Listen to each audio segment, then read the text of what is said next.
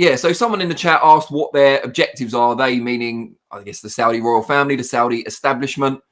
And I think it's no secret that a big part of their incursion into sports generally, and boxing in particular, is sport washing. You know, let's be honest about it and call a spade a spade.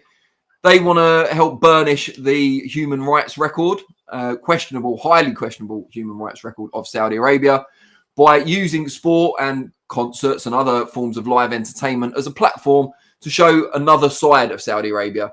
Either, you know, change the public perception with smoke and mirrors, as critics would say, or by showing a rarely seen and rarely covered part of the region.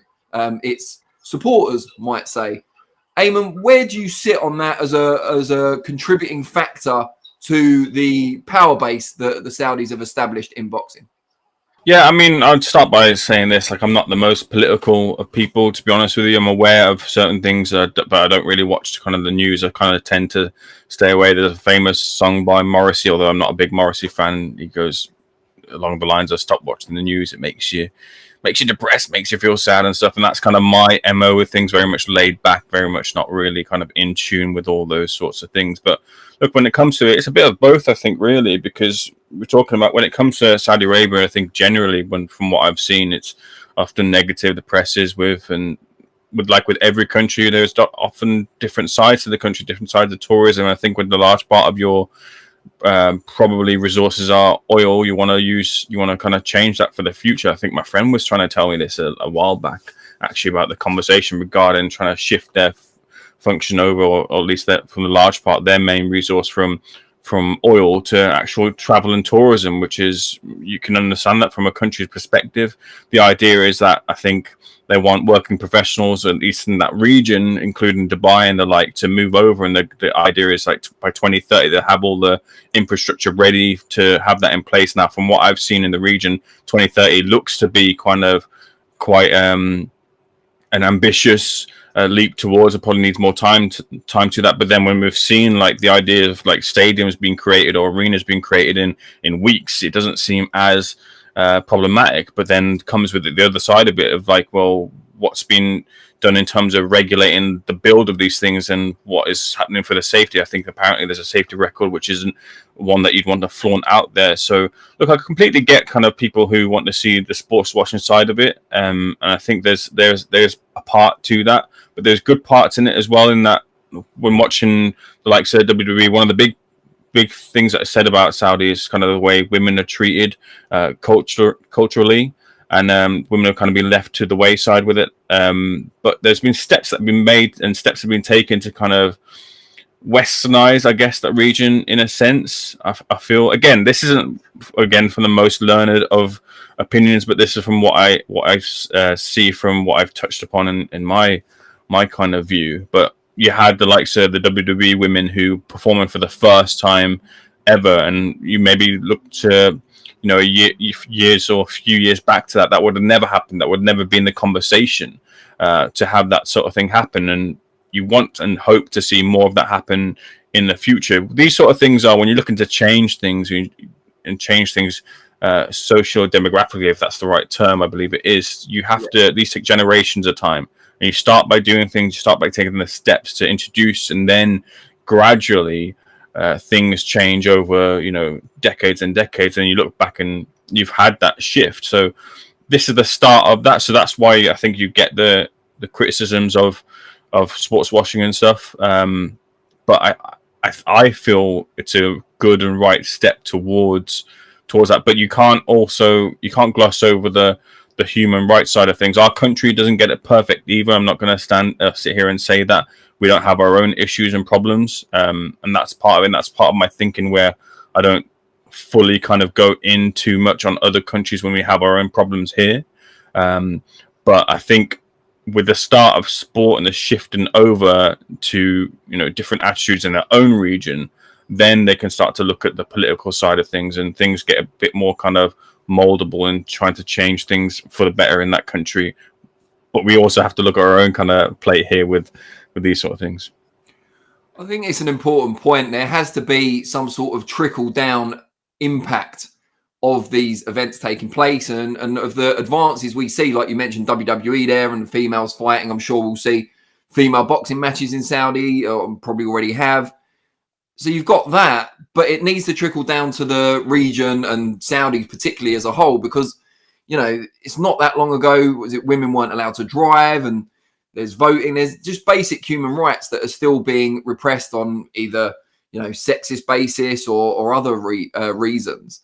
And it's all very well saying, well, the WWE women get treated incredibly, just the same as the men. Yeah, but they're foreigners, famous foreigners, coming into a country that's trying to burnish its image, so it's understandable. We still need to see that trickle down into Saudi society as a whole. And as you said, these things do take time. Maybe we can't really judge how positive the impact of HE and the like being involved in sport will be until 5-10 years down the road. But that leads back to the question that the guy in the chat asked, in that, are they in it for the long haul? You know, I guess the concern really is that once there is no longer you know, sports washing or an image brightening aspect to this, will HE and, you know, the various other members of Sela still hang around and still be a big part of boxing? Because one thing they're doing at the moment is they're spoiling the boxing community at the moment with big fights, with big events, with great purses. What's going to happen if they suddenly disappear, having brought all the promoters together as well? And then there's a huge void, and it could go from boom to bust quite quickly. Eamon, how long term do you see this as being? The big question mark surrounds Turki Alalshikh's health in general. There's some undisclosed health issue surrounding Turki Alalshikh, which has been touched upon in some interviews, and he's talked about in the past how with the delay with Furiusic, he had to delay his own health meetings and things as he was looking to better himself for something that we're not aware of. Is that something that's going to be a problem? Is there a timeline on that? I don't know. I've no real kind of guise or metric on that at all, but there's something in the background surrounding that. So is that going to be a problem? Is there you know, things in place for, you know, if Turki Alalshikh decides to move on to a different business and have someone else delegate to that, are they of the same understanding as what he has in terms of the direction, in terms of the fights, in terms of the resources as well, to move on to a bigger and better sport, football or soccer, whatever you want to call it, as one that's been focused upon for quite a while, and they've brought big names to the region? Is there going to be a bigger push with this? What is it? They're trying to do like a super league. Where is that happening? Is that happening in Europe? Is that happening with matches over in Saudi? Those are kind of the big concerns where boxing, I feel right now is probably being used as a bit of a guinea pig to show other sports or bigger sports, hey, look, this is what we can do. This is what we can do in a sport that's had so many problems. Let us come in. Let us take our money. We'll give you, you know, you get the money in return, and we get to bring up the bigger eyes to sport. We get to unite people and give fans what they want. We might be a bit of a guinea pig right now, but yeah, that's kind of the main concern there in the part is also, like you mentioned there, Danny, if for whatever reason the plug gets pulled and they're happy with their lot over in the boxing side, then do we go back to having lesser fights, lesser fight nights, promoters at war again? Look, sometimes that's great for us because we get to generate some hits and clicks and such from it. That's not IMO all the time, but sometimes that's sprinkled in, and that's what people like to see in the past, and that's what's happened. And right now you got Hearn and Warren shaking hands and them shaking fists at Ben Shalom and Oscar De La Hoya, but in the main that sees the fighters and fights not take place, and that's a big issue. That has been a big issue that's plagued boxing for well since it's ever gone forward. So that's kind of a real worry here. I don't know whether we'll ever kind of get that, you know, comfort blanket of knowledge as to whether, you know, that won't happen. But that's why I think in this meantime, whilst it's happening, we probably have to take it and enjoy it for what it is right now. But yeah, it is a worry that we'll have to worry with until something remains or something happens.